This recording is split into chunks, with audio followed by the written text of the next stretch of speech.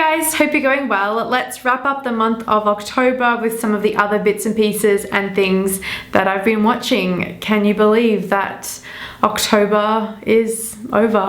I really can't believe it. I feel like I didn't do half the things that I wanted to this month, but then that's just life. This month I didn't go to the cinema much at all. In fact, I think I only went once, which was to see Crimson Peak from Guillermo del Toro, the gothic horror film, which was visually a stunning, beautiful movie, but it had a lot of story issues that I didn't quite like in the end.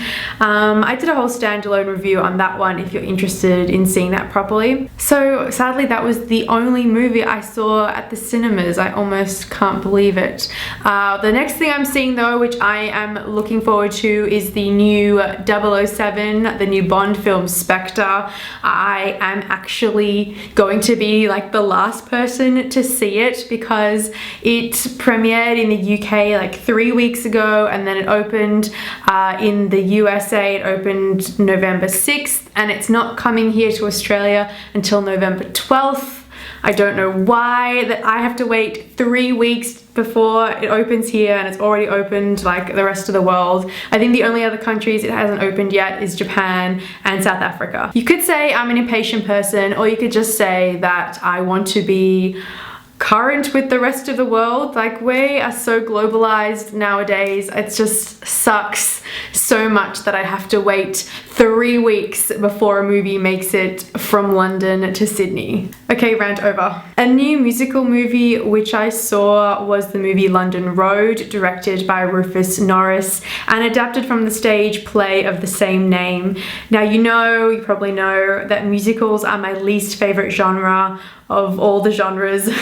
I usually can't stand musicals, but I needed to see this one because it had the most bizarre concept for a musical I had ever heard of. It's set in the small town of Ipswich where some murders have taken place, and the townspeople have been interviewed and all have opinions about who the murderer might be, if they knew him, if they suspected anything, and what they think of the victims, because these victims were prostitutes. And the fact that this is a crime drama musical is just bizarre. And this is all based on true events. Somebody really went out there and interviewed the people of Ipswich, and their real testimonies and their real interviews have been adapted to the stage verbatim in many cases. So that means all the ums, all the ahs, all the bad grammar and repetition has all been incorporated literally into a musical. I feel like I didn't like it. It was just too strange a concept to really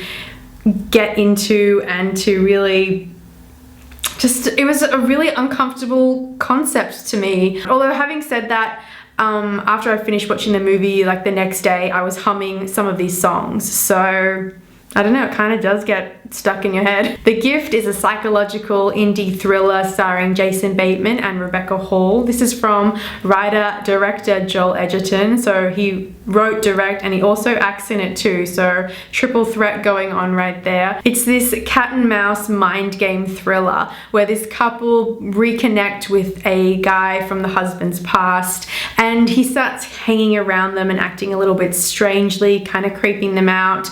So they try to send him away, but he ends up coming back and sticking around and kind of driving a wedge right through their marriage in a really unexpected way. A very cool and effective and suspenseful thriller. I really loved it. Also, it's always good to see actors out of their stereotype. To see Jason Bateman in this dramatic and quite twistedly dark role was really cool. So they were new releases. Now into something I've been rewatching, and that is of course Star Wars. You know, I mentioned this in last month's September wrap up.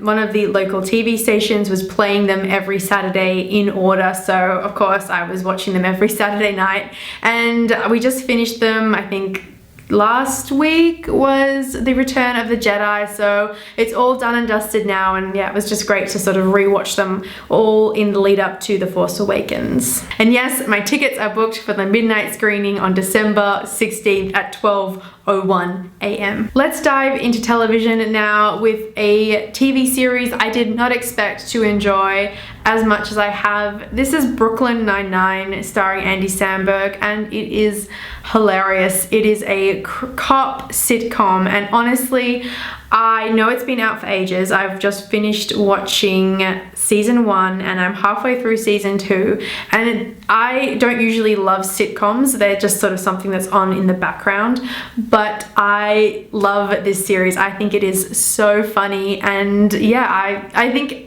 a lot of it comes from the charm of Andy Samberg and his antics. I've just been enjoying it so much. Of course, I've been watching the new season of The Walking Dead. Oh my goodness. Episode 3 was very traumatic for all fans. There was a big character moment for one of our original characters from the very beginning, and that was a huge moment, and yes, it was spoiled for me on Twitter if you wanted to know, so that was really disappointing. It feels like physical time in the show is passing really slowly this season. We're only up to episode 4, but I mean, it's just taking a long time to move forward from this one little setup in episode 1 where they were trying to lead this zombie horde away from Alexandria, and I just want to know what happened instead of they keep delving off into these side moments. And episode 4 was actually a standalone flashback episode, so it was completely self-contained, had nothing to do with the present time of season 6. It happened in the past, and while I liked the episode a lot on its own, I really enjoyed Morgan a lot more than I thought I would. I just want to know what's happening now. I'm just feeling really impatient and anxious, and I just want to know what happened. Breathe. Following up with Scream Queens, the Ryan Murphy mashup of Glee and American Horror Story. I did talk about this last month, and last month I had watched the first 3 episodes and I was quite on the fence about how I felt about the whole thing, the whole situation set on a sorority with characters dying weekly, like getting brutally murdered, arms chopped off, the whole thing in a kind of oversaturized and dark humored way, and I was really unsure about it. But now I've watched episodes 3 to 6 or 7, I think we're halfway through the season now, and I can safely say that I do not like this show. Isn't that crazy that it's taken me half a season to realize I don't like it that much? But I love Emma Roberts' character as this really bitchy queen bee. She's really awesome, but it's just not really going anywhere. I don't really care who this murderer is killing off these sorority sisters, and yeah, care factor not there. So I think I've got time just to throw in one more thing. There's so many things always, but I just ramble on so I don't get to include everything that I want to. But I also have been watching the latest American Horror Story season 5, American Horror Story Hotel, and that stars Lady Gaga.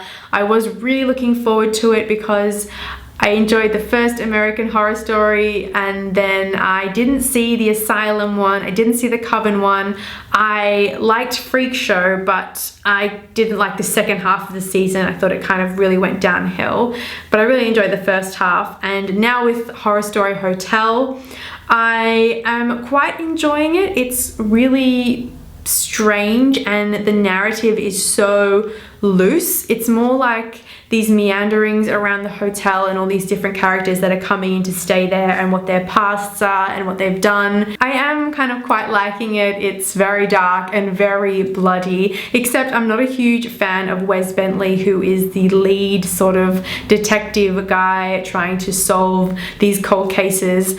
But yeah, his acting just has something for me that I don't quite like. But apart from that, Lady Gaga is quite good. I feel like she's pretty much just playing a highly stylized version of herself. But yeah, I'm liking her a lot, and I am going to keep watching that one. That's it. Let's leave it there. You know, there are always so many other things that I could talk about, but I think that'll do for this video. Thank you so much for watching. You can leave me comments in the comments section down below. Let me know what you guys have been watching this month, any other recommendations, especially TV shows that you're loving at the moment. I'd love to know. You can subscribe to my channel to keep up to date with my other movie and TV reviews, and I will talk to you guys soon. Bye.